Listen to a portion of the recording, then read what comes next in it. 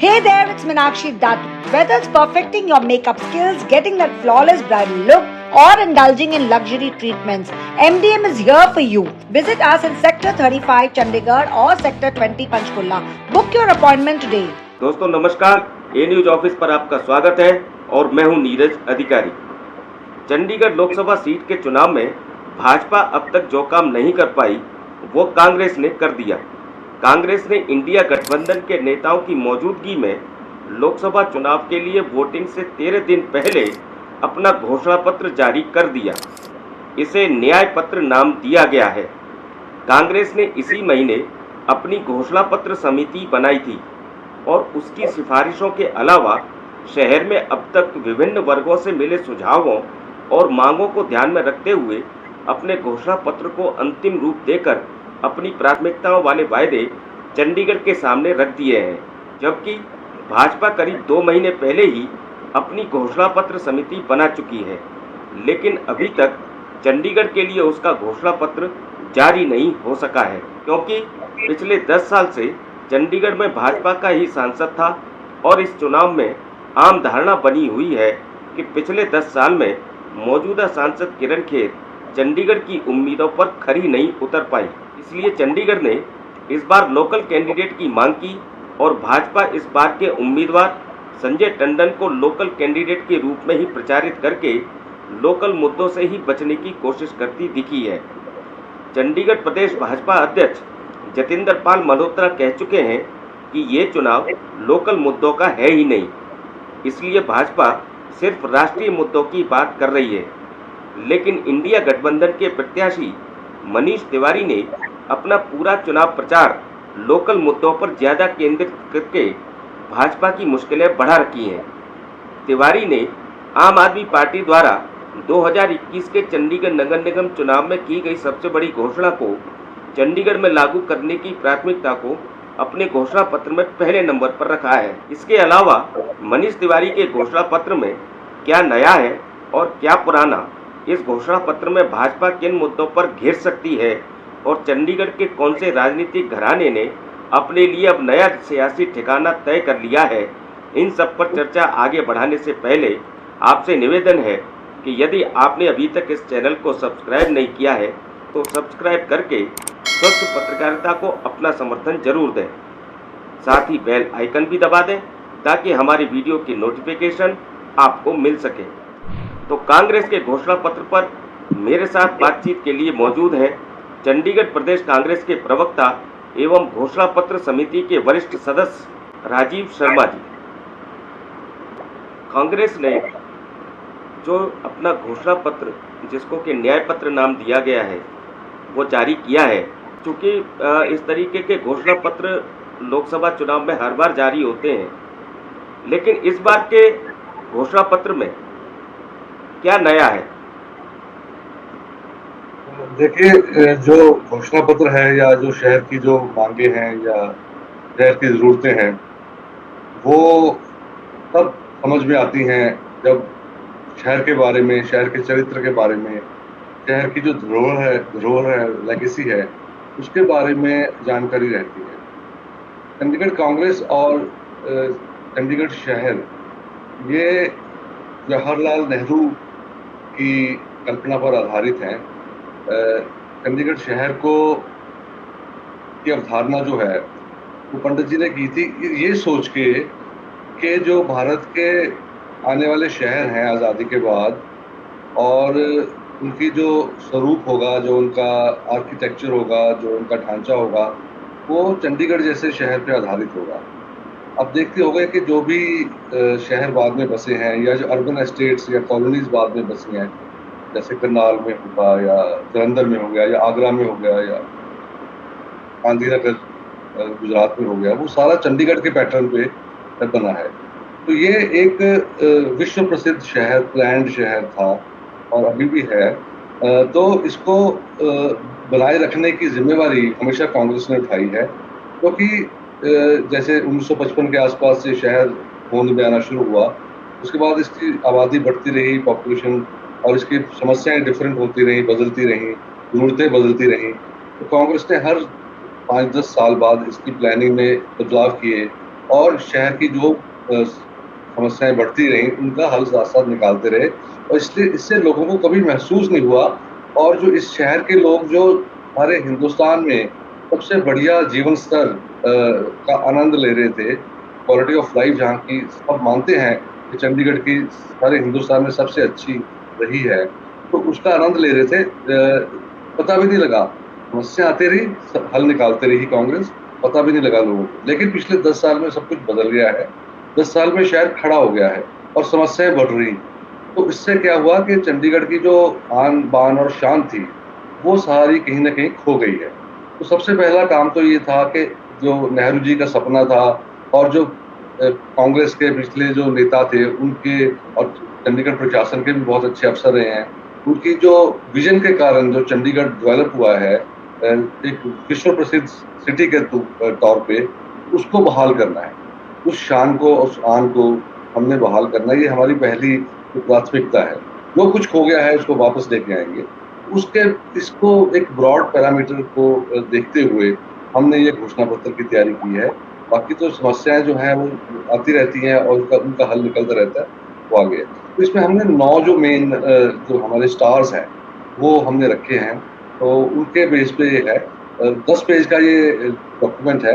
इसमें करीब करीब सारे वर्ग कवर हुए हैं और सारे वर्गों की सारी समस्याओं के बारे में बात की गई है। लेकिन जो मेन 9 पॉइंट है वो मैं आपको अभी बता देता हूँ। सबसे पहले तो मैं राजीव जी अभी आपसे इस घोषणा पत्र के हर पॉइंट को समझूंगा, लेकिन सबसे पहला पॉइंट जो आपने इसके अंदर शामिल किया है वो किया है 20,000 लीटर पानी लोगों को हर महीने मुफ्त देने का, जो कि आम आदमी पार्टी की 2021 के नगर निगम चुनाव में सबसे बड़ी घोषणा थी कि हम नगर निगम में आते ही अपनी इस घोषणा को लागू करेंगे। आम आदमी पार्टी कहती है कि चूंकि केंद्र में शासन भाजपा का है और केंद्र सरकार के अधीन चंडीगढ़ चलता है, इसलिए हम अपनी ये 20,000 लीटर पानी की घोषणा को लागू नहीं करवा पा रहे हैं। अगर केंद्र में सरकार इस बार भी भाजपा की बनी और अगर चंडीगढ़ में मनीष तिवारी जीत गए, तो इस घोषणा का फिर क्या यही हर्ष होगा जो अभी हो रहा है? देखिए, पहली बात तो यह है कि अब केंद्र में 4 जून को भाजपा की सरकार नहीं आ रही है। जितने भी ट्रेंड हैं और जो भाषा है, जो बॉडी लैंग्वेज है भाजपा के नेताओं की, जो शब्दावली मोदी साहब इस्तेमाल कर रहे हैं, जो मुद्दे वो जो उठा रहे हैं, वो मंगलसूत्र की और मतलब बिल्कुल जो इनका राष्ट्रीय परिप्रेक्ष्य में कोई महत्व नहीं है, वो उससे लगता है कि इंडिया गठबंधन की सरकार आ रही है तो कोई दिक्कत नहीं होगी। अगर एक थ्योरेटिकल रूप से मैं आपकी बात मान भी लूँ हाइपोथेटिकली, लेकिन उसमें जो हमारे जो सांसद चुने जाएंगे मनीष तिवारी जी, वो एक प्रखर वक्ता हैं, विद्वान हैं, और चंडीगढ़ कांग्रेस को और चंडीगढ़ की जनता को ये पूरी उम्मीद रहेगी कि वो हर मुश्किल को आसान करके, और ये जो पानी का बिल है वो वहाँ से, पानी की सैंक्शन है वहाँ से पार्लियामेंट से ले पाएंगे। मतलब आपका कहना क्या है, यह है कि सरकार भले ही अगर भाजपा की हो, लेकिन अगर कांग्रेस का सांसद यहाँ से चुना जाता है और अगर सांसद यहाँ का मजबूत है और सांसद की इच्छा शक्ति है, तो चंडीगढ़ के लिए वो हर योजना को लागू करवाने का दम रखता है। हम जो है कश्ती तूफान पे पार ले जाएंगे। Hey there, it's Meenakshi Dutt. Whether it's perfecting your makeup skills, getting that flawless bridal look, or indulging in luxury treatments, MDM is here for you. Visit us in Sector 35 Chandigarh or Sector 20 Panchkulla. Book your appointment today. मैंने देखा है कि इस घोषणा पत्र के अंदर कई सारी ऐसी घोषणाएं भी हैं जो कि पिछले करीब 25-30 साल से हर घोषणा पत्र में, चाहे भाजपा का हो चाहे कांग्रेस का हो, उस घोषणा पत्र में शामिल होती आई हैं। इस बार भी कई घोषणाएं कांग्रेस के भी घोषणा पत्र में देखी जा रही हैं। 15 साल कांग्रेस का भी यहाँ पर जो सांसद रहा, फिर भी वो समस्याएं हल नहीं हुई और इस बार फिर कांग्रेस ने उन घोषणाओं को इसके अंदर शामिल कर लिया। देखिए, इसमें दो बातें हैं। एक तो ये कहना कि समस्याएं हल नहीं हुई जब कांग्रेस के सांसद थे, ये मुझे लगता है ठीक नहीं होगा, क्योंकि समस्याओं को हल करने की दिशा में काम हो रहा था और समस्याएं हल हो रही थी। जो आपने पुरानी बातों की बात करी है, जैसे लीज होल्ड की, जैसे फ्री होल्ड कन्वर्शन की समस्या है, उनमें से एक है जो काफी देर से चल रही है। नीड बेस्ड चेंजेस का भी मामला है। नीड बेस्ड चेंजेस की है, तो मैं चलो इन दोनों पे बात करके आपको लाल समझाऊं। डोरा का मामला है। हाँ जी, लाल डोरा का मामला तो तब से आया है, जब से गाजा तो तब प्रखर हुआ है जब से गांव जो म्यूनसिपल कॉर्पोरेशन में आए हैं। पहले भी था थोड़ा, लेकिन इन दोनों पे अभी मैं बात करके आपको समझाने की कोशिश करता हूँ कि काम तो इन दोनों मसलों पर भी हुआ है। जैसे कि 1996 तक चंडीगढ़ में कोई प्रावधान नहीं था कि लीज होल्ड को फ्री होल्ड में कन्वर्ट किया जा सके, लेकिन 1996 में ये प्रावधान जो है वो पार्लियामेंट में लाया गया और हमारे जो उस वक्त के सांसद थे बंसल जी, उनकी बहुत कोशिशों के कारण ये लाया गया। तो 1996 में पहली बार लीज होल्ड से फ्री होल्ड कन्वर्ट करने का ये प्रावधान आया। उसके बाद उस वक्त सिर्फ 20-25 हजार की फीस पे कन्वर्ट हो जाता था। उसके बाद और जैसे पावर ऑफ अटर्नी पे ट्रांसफर, सोसाइटीज के फ्लैट्स या दूसरे घर, तो उसका भी 2009 में किया गया। नीड बेस्ड चेंजेस का तो एक मसला चलता रहा है और हर दूसरे साल कुछ ना कुछ नीड बेस्ड चेंजेस जो अप्रूव होती गई है। आज आप देखिए ना, घरों में हम बैकयार्ड में भी बना सकते हैं, कवर्ड एरिया भी बढ़ गया है और बहुत सारी चीजें ऐसी जो बनाई गई थी वो रेगुलराइज हो जाती हैं थोड़ी बहुत कंपाउंडिंग फीस देके। तो ये सारे काम चल रहे थे। हाँ, ये मैं कह सकता हूँ कि पूरे जो मसले थे, तो मसले कॉम्प्लिकेटेड भी बहुत हैं। इसमें कई चीजों का ध्यान रखना पड़ता है, आर्किटेक्चर का भी रखना पड़ता है, चंडीगढ़ की जो धरोहर है उसका भी, और लोगों की समस्याओं का भी। हालांकि लोगों की समस्याओं को पहली प्राथमिकता पे रखा जाता है, लेकिन फिर भी सबसे सोच विचार करते हैं, कुछ वक्त लग जाता है। लेकिन ऐसा बिल्कुल नहीं था किसी भी समस्या में कि 2014 तक उस पर कार्रवाई नहीं हो रही थी। उसको हल करने की दिशा में काम हो रहा था और लोग खुश भी थे। लेकिन 2014 के बाद क्या हुआ, और ये इस बात की तस्दीक चंडीगढ़ निवासी भी करेंगे कि एकदम से स्टैंड स्टिल हो गया। सारी समस्याएं वहीं की वहीं रह गई हैं और वक्त के साथ वो बढ़ती गई, लेकिन भाजपा जो है वो हाथ पे हाथ धरे बैठी रही, आपस में एक दूसरे के लिए राजनीति करती रही। टंडन साहब खेर मैडम को काटते रहे, खेर मैडम किसी और नेता को काटती रही, तो एक दूसरे के खिलाफ। और शहर के बारे में किसी ने सोचा। एक छोटी उदाहरण देता हूँ कि 2014 में चंडीगढ़ का जो ट्रैफिक था वो इतना बुरा नहीं था, मैनेजेबल था। हम कहीं भी एक कोने से शहर के दूसरे कोने में 20-25 मिनट में पहुंच जाया करते। लेकिन 14 के बाद ट्रैफिक बढ़ता गया और समस्याएं तो देखो हर शहर में आती है ना, ये डायनेमिक सिचुएशन है, तो बढ़ता गया। लेकिन ये लोग फिर हाथ पे हाथ रहे बैठे रहे, राजनीति करते रहे। कभी कहते थे हम स्काई बसेस लेके आएंगे, कभी कहते थे मोनो रेल लेके आएंगे, कभी कहते थे मेट्रो लेके आएंगे, और एक दूसरे का सिर फुटॉवल करते रहे और कोई फैसले पे नहीं पहुंचे। ट्रैफिक बढ़ता गया, ये लोग सोते रहे। तो ये एक शहर के प्रति इनकी जो ना कोताही थी ड्यूटी की, जो उनको जिम्मेवारी दी गई थी सांसद को और म्यूनिसिपल कॉर्पोरेशन को और बीजेपी के प्रेसिडेंट को, तो 10 साल टंडन साहब रहे हैं। इस दौरान जो 2014 के बाद अधिकतर जो बीजेपी के अधिकतर समय प्रेसिडेंट रहे हैं टंडन साहब रहे हैं, तो अपनी जिम्मेवारी से भाग नहीं सकते। अपनी कोताही, जो लापरवाही और जो उन्होंने राजनीतिक कारणों के कारण चंडीगढ़ का ये बुरा हाल कर दिया है, उसे टंडन साहब बिल्कुल नहीं भाग सकते, क्योंकि वो बीजेपी के प्रेसिडेंट थे। तो ट्रैफिक की समस्या के बारे में इन्होंने कुछ नहीं किया, पार्किंग की समस्या के बारे में बढ़ती गई, लेकिन इन्होंने कुछ नहीं किया, और इसमें भ्रष्टाचार करते रहे। तो भ्रष्टाचार सबके सामने भी है। तो शहर के बारे में नहीं सोचा इन्होंने, अपना भ्रष्टाचार करने के बारे में, अपनी जो जेबें भरने के बारे में सोचा, और या अपनी राजनीति या भविष्य के बारे में सोचा। तो ये कोताही कभी भी कांग्रेस पार्टी नहीं करती। कांग्रेस पार्टी सोचती है कि चंडीगढ़ के बारे में, और इसका हमने पिछले समझ लीजिए आप 60-65 साल का उदाहरण भी पेश किया है कि जब से चंडीगढ़ होंद में आया है, तो हमने चंडीगढ़ के विकास में बिल्कुल योगदान दिया है, और सारी जनता इसको जानती है। और इसलिए आज चंडीगढ़ कांग्रेस का इतना रिस्पांस मिल रहा है हमारे कैंडिडेट मनीष तिवारी को, कि जहां जाते हैं लोगों का हजूम उनके साथ रहता है। तो बड़ी भारी बहुमत से, चाहे लोकल की बात करें बीजेपी वाले, चाहे राष्ट्रीय की बात करें, चाहे कुछ भी बात करें, उनकी उन पे क्रेडिबिलिटी नहीं है, उनकी विश्वसनीयता नहीं है। तो सब चीज़ सामने है आपके। नहीं, चलिए, चुनाव का मौसम है, तो आरोप प्रत्यारोप और दावे तो लाजमी है। लेकिन अब मैं चाहूँगा कि आप हमारे दर्शकों को, चंडीगढ़ के लोगों को, आपका अपना जो घोषणा पत्र है, उसके अंदर जो आपने घोषणाएँ की हैं वो बिंदुवार ज़रा जो उनको समझाइए कि कौन-कौन सी घोषणाएँ हैं और उनको अमली जामा पहनाने के लिए आपके पास क्या योजना है? और देखिए, पहले तो जो मैंने पहले कहा कि चंडीगढ़ की आन और बान और शान बहाल करनी है। दूसरी बात यह है कि 10 साल में शहर बहुत पिछड़ गया है, तो अब इसके अगले 25 साल की एक योजना तैयार की जाएगी।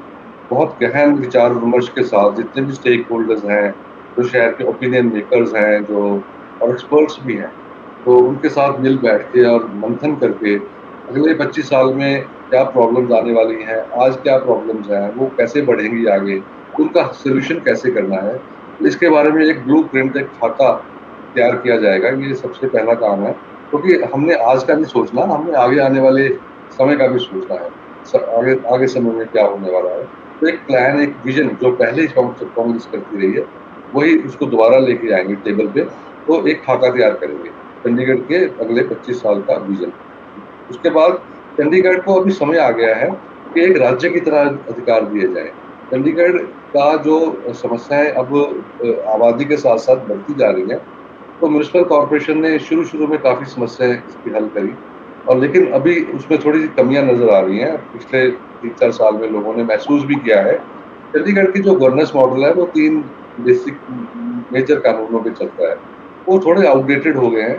तो एक बहुत जो इसमें कॉम्प्रिहेंसिव जो विचार विमर्श की जरूरत है, और जो कानून है चंडीगढ़ पे लागू, तो सिंप्लीफाई करने की जरूरत है। जैसे लीज होल्ड भी चंडीगढ़ के कानूनों के कारण हुआ है, सोसाइटीज में अनअर्न्ड प्रॉफिट और ऐसी बहुत सारी समस्याएं। वो सिर्फ क्योंकि वो एक सेटअप शुरू से चला आ रहा है, उस सेटअप में, उस कानूनों के दायरे में ये चीजें जो है, वो प्रशासन को मौका मिल जाता है कि चंडीगढ़ के लोग जो है जिसकी वजह से परेशान होते हैं, तो वो कानूनों को सिंप्लीफाई करके पीपल फ्रेंडली बना के, तो ये एक बड़ा बड़ा प्रोजेक्ट है, जो कि पार्लियामेंट की भी, जिसमें पार्लियामेंट में भी बहुत सारे कानून उसमें अमेंड करने पड़ेंगे या नए लाने पड़ेंगे। तो ये करके हम चंडीगढ़ के लॉज को सिंप्लीफाई करेंगे, पीपल फ्रेंडली करेंगे और चंडीगढ़ की जरूरतों के मुताबिक करेंगे। तो इसके लिए अगर चंडीगढ़ को राज्य की तरह थोड़े अधिकार भी मिल जाए, तो ये चंडीगढ़ की जो प्रोग्रेस है, डेवलपमेंट है, और लोगों की जो समस्या है, वो थोड़ा ज्यादा जल्दी से हल हो पाएंगी। ठीक है? और तीसरा हमने ये कहा है कि जो गांव के लाल डोरे के बारे में, तो लाल डोरा जो है वो अभी उसकी, मेरी व्यक्तिगत राय में उसकी जरूरत नहीं है, क्योंकि जब म्युनिसिपल कॉर्पोरेशन में गांव आ गए हैं, तो अब लाल डोरा का कोई महत्व नहीं रह जाता। तो उसको वैसे तो अबॉलिश कर देना चाहिए, लेकिन अगर उसकी कोई जरूरत है, या गांव का कैरेक्टर मेंटेन करना है, या गांव वासी चाहते हैं, तो उसको एक्सटेंड करने की बात जरूर इस मैनिफेस्टो में की गई है। और जो लाल डोरा के बाहर जो है बने हैं मकान, या जो भी कंस्ट्रक्शन हुई है, उसको रेगुलराइज करना, ताकि ये जो हमारे गांव हैं, इनका जीवन स्तर भी करीब चंडीगढ़ के बराबर हो पाए, और ये हमारे जो मॉडल गांव सारे देश में, ये मॉडल गांव की तरह इनका नाम चमक सके। तो इसकी भी बड़ी हमारी कोशिश है।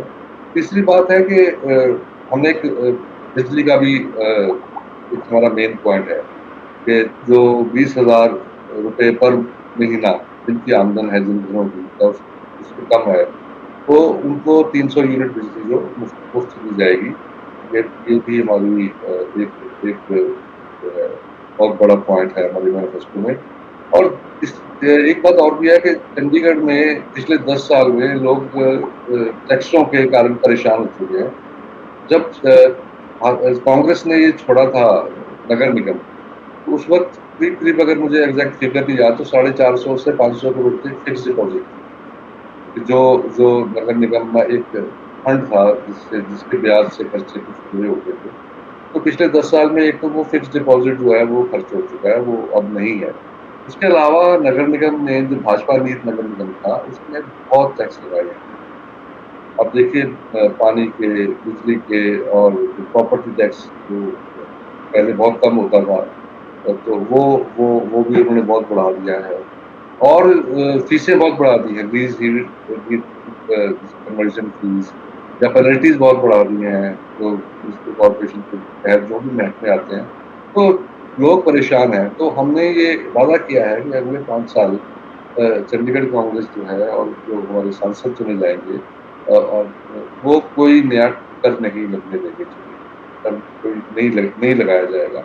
और इतना ही नहीं, जो कर भाजपा ने जो बहुत तर्कहीन तरीके से बहुत बढ़ा के लगाए हैं, उनको युक्ति संगत, तर्क संगत बनाया जाएगा। तो हो सकता है उनमें से काफ़ी करों को कम भी कर दिया जाए। तो ये सब बातें हम चंडीगढ़ के लोगों के हित में है। सॉलिड वेस्ट मैनेजमेंट पे हम हमारी बहुत अच्छी सोच है। एम्प्लॉयमेंट जनरेशन के बारे में हम नई टेक्नोलॉजी यूज़ करेंगे, आर्टिफिशियल इंटेलिजेंस और इन्वेस्टमेंट शहर में लाने की कोशिश करेंगे, ऐसी इंडस्ट्री में जो पॉल्यूशन नहीं कॉज़ करती है। तो ये सारी और इसके लिए हम नई टेक्नोलॉजी, नई चीज़ें, नए कॉन्सेप्ट्स मैनेजमेंट के या इंफॉर्मेशन टेक्नोलॉजी के, वो इस्तेमाल करके यहाँ के युवाओं को जो है, वो हम नौकरियों के अवसर और उसका दायरा जो है नौकरियों का, वो बढ़ाने की कोशिश करेंगे। तो हर तरह से ये एक बड़ी बात है कि जो हमारी कॉलोनीज़ हैं, जो रिहैबिलिटेशन कॉलोनीज़ हैं, पुनर्वास की जो है, उसमें जो अभी ऑक्यूपेंट्स हैं और वो किसी भी सही लीगल तरीके के कारण ऑक्यूपेंट हुए हैं, तो वो चाहे वो पावर ऑफ अटॉर्नी के बेस पे हैं या कोई एग्रीमेंट है सेल का या कोई और डॉक्यूमेंट उन्होंने इनेक्ट किया है, तो ये मैकेनिज़्म जो प्रोसीजर का है, इस पे विचार किया जाएगा, लेकिन उनको मालिकाना हक दिया जाएगा। ये चंडीगढ़ कांग्रेस का एक वादा है।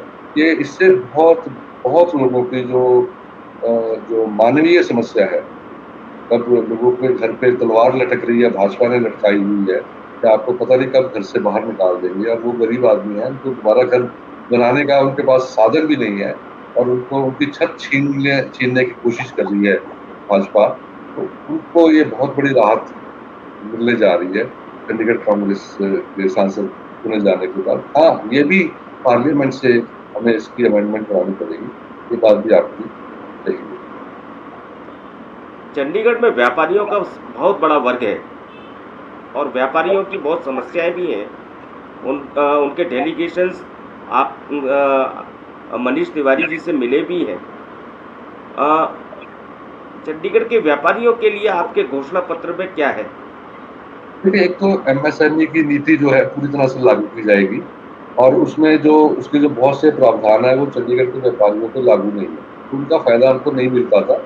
एमएसएमई की नीति जो डॉक्टर मनमोहन सिंह की सरकार ने 2008 में शायद वो लेके आए थे, अभी तक 16 साल हो गए हैं, ये पूरी तरह लागू नहीं हुई। इसके पहले लागू हुई थी लेकिन पार्टली लागू हुई, वो लागू की जाएगी।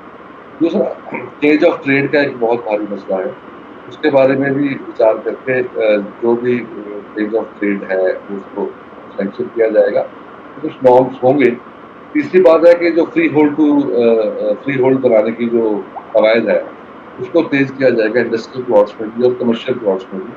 चौथी है कि एफएआर मतलब वो एक उसमें थोड़ी सी नई सोच की जरूरत है।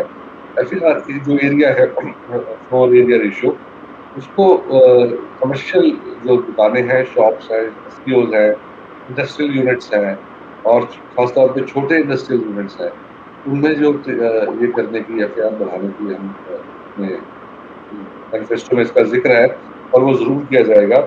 और हमारी जो चंडीगढ़ को हमने एक औद्योगिक जो चौथी औद्योगिक क्रांति आने वाली है, उसके लिए हम तैयार करने की कोशिश करेंगे। उसके लिए जैसे मैंने पहले कहा कि नई टेक्नोलॉजी अपना के और नई चीज़ें लेके, नए कॉन्सेप्ट लेके और नई विचार लेके, जो आजकल के विचारों के मुताबिक है, आजकल की जो टेक्नोलॉजी जैसे बढ़ गई है, उसको लेके हम वहाँ पे इन्वेस्टमेंट को लाने की कोशिश करेंगे, जिससे कि बहुत सारा यहाँ रोजगार सृजन होगा।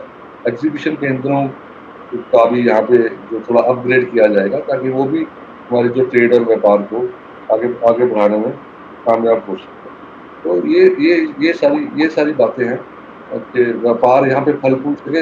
अभी पिछले कुछ साल में तो ऐसा हो गया कि चंडीगढ़ से व्यापार बाहर जा रहा है, पंजाब हरियाणा में जा रहा है, क्योंकि वहाँ पे ज़्यादा फैसिलिटीज मिलती हैं। यहाँ पे जैसे लीज होल्ड की भी एक भारी समस्या है। आपका अपना वो फैक्ट्री या अपना प्लॉट हो तो उससे उससे एक और तरह की सेटिस्फेक्शन मिलती है।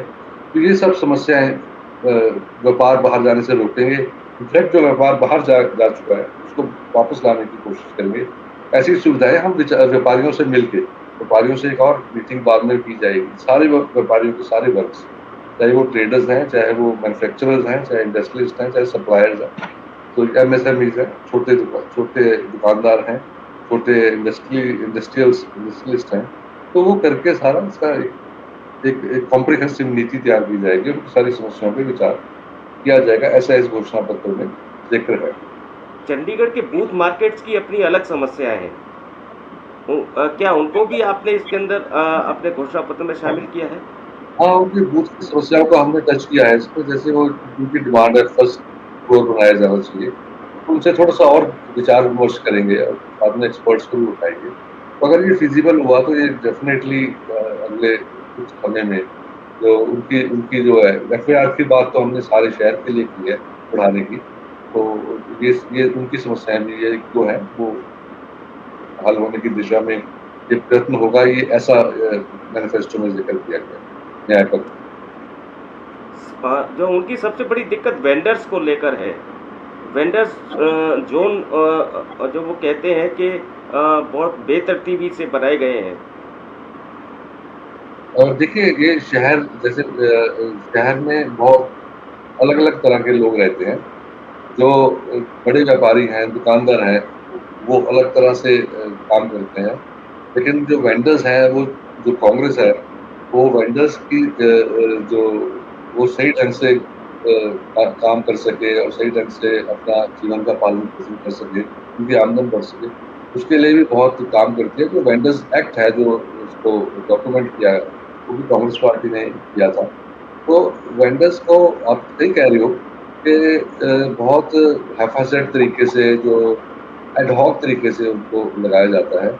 उसमें जो ऊपर कानून बनाने वाले, जो एडमिनिस्ट्रेशन चलाने वाले अफसर हैं और साथ में उनका जो नीचे का स्टाफ है, वो बहुत कभी-कभी धक्केशाही करता है उनके साथ। तो वो देखा जाएगा। वेंडर्स की समस्या मानते हैं कि काफ़ी गंभीर है, लेकिन उनके लिए एक प्रॉपर ज़ोन और उनकी जो आमदन का ज़रिया बढ़े और बाकी जो वर्ग हैं वो भी उनके साथ जो है साथ चल सकें, कोएग्जिस्टेंस दोनों की हो सके, तो इसका पूरा प्रयास किया जाएगा। वेंडर्स की समस्या में श्योरली जो है हमारे इसमें घोषणा पत्र में भी और कांग्रेस पार्टी के जो विचार है, उसमें भी वो उनका स्थान काफ़ी है। एजुकेशन के सेक्टर में चंडीगढ़ का नाम बहुत प्रमुखता से लिया जाता है, लेकिन अभी भी महसूस किया जाता है कि एजुकेशन के ये क्षेत्र में चंडीगढ़ में अभी बहुत कुछ किया जाना जरूरी है। इसी तरीके से हेल्थ सेक्टर है। हेल्थ सेक्टर में जो मौजूदा सुविधाएं हैं चंडीगढ़ में, और उन सुविधाओं पर जिस तरीके से आबादी का दबाव है, आसपास के पंजाब, हरियाणा, हिमाचल, जम्मू कश्मीर तक का चंडीगढ़ के जो मतलब चाहे वो PGI हो, चाहे वो सेक्टर 16 अस्पताल हो, GMCH हो, वहाँ पर इनका दबाव है। तो हेल्थ सेक्टर के अंदर भी चंडीगढ़ में अब बहुत ज़रूरी हो रहा है कि इसको और अपग्रेड किया जाए।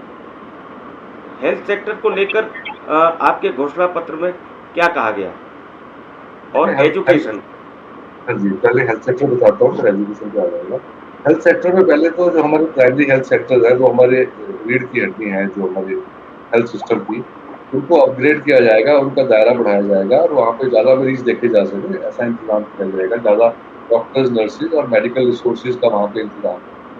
और इसलिए भी कि वो प्राइमरी हेल्थ सेंटर जो सेकेंडरी जो हमारी हेल्थ फैसिलिटीज़ हैं, जैसे जनरल हॉस्पिटल्स 16 हैं, 32 हैं, और जो टर्शरी केयर हॉस्पिटल्स हैं जैसे PGI हैं, उनके बीच में ये तीनों एक कड़ी के रूप में काम करें, और ताकि लोगों को एक जो जैसे ज़्यादा बीमार है, कोई सीरियस, तो एक कंटिन्यूटी रह सके उनके इलाज में। तो ये सारा इंतजाम किया जाएगा। इसके अलावा नए सेंटर भी खोले जाएंगे। मनी माजरा में multi speciality health centre, health का हॉस्पिटल, बड़ा हॉस्पिटल खोलने का एक विचार है जो पूरा किया जाएगा जल्दी ही। और इसी तरह से जो भी इसमें समस्याएं हैं, जैसे अब चंडीगढ़ बहुत सारे मरीजों को अट्रैक्ट करता है, तो उसके लिए भी उसका एक ही हल है कि मेडिकल इंफ्रास्ट्रक्चर बढ़ाया जाए और मेडिकल के रिसोर्सेज बढ़ाए जाए और ज़्यादा डॉक्टर्स, नर्सेज, पैरामेडिकल स्टाफ इनको इनको यहाँ लाया जाए। इस विषय पे काम किया जाएगा। हेल्थ जो है वो एक ऐसा विषय है जिसके बारे में रेवोल्यूशनरी काम करने का समय आ गया है। आज भी जो हमारी मिडिल क्लास है वो जो है वो बाकी चीज़ों से तो वो सिक्योर है, लेकिन हेल्थ के मामले में आज भी बहुत से लोग टेंशन में रहते हैं क्योंकि हेल्थ की जो ट्रीटमेंट की कॉस्ट बहुत बढ़ चुकी है। तो इसके बारे में एक व्यापक विचार विमर्श होगा। हमारे जैसे अशोक गहलोत जी थे राजस्थान में, उन्होंने 25 लाख रुपए तक का इलाज जो है वो मुफ्त कराने की कोशिश भी की थी, उन्होंने लागू कर दिया था चिरंजीवी हेल्थ योजना से। तो इस तरह के जो कई इनोवेटिव स्कीम्स हैं वो कांग्रेस पार्टी के दिमाग में चल रही हैं और आप देखेंगे कि आने वाले 5 साल में और खास तौर पे अगर जब इंडिया की सरकार आ जाएगी तो हेल्थ क्षेत्र में बहुत जो रेवोल्यूशनरी काम होने वाले हैं। और जो हमारे जो upper middle class, lower middle class और जो गरीब तबका है, ये सारे हेल्थ के मामले में काफी सिक्योर फील करेंगे अगले कुछ सालों में, जब इंडिया गठबंधन की सरकार आ जाएगी। जहाँ तक एजुकेशन का सवाल है, एजुकेशन में भी बहुत सारे जो इलाके हैं अभी भी अनरिप्रेजेंटेड हैं। उसमें ज़्यादा, जैसे मनी माजरा की बात मैंने पहले भी करी, वहाँ पे भी एक सीनियर सेकेंडरी स्कूल और एक जो डिग्री कॉलेज वो एजुकेशन खोलने की बहुत सख्त जरूरत है। इसको प्राथमिकता के तौर पे पूरा किया जाएगा।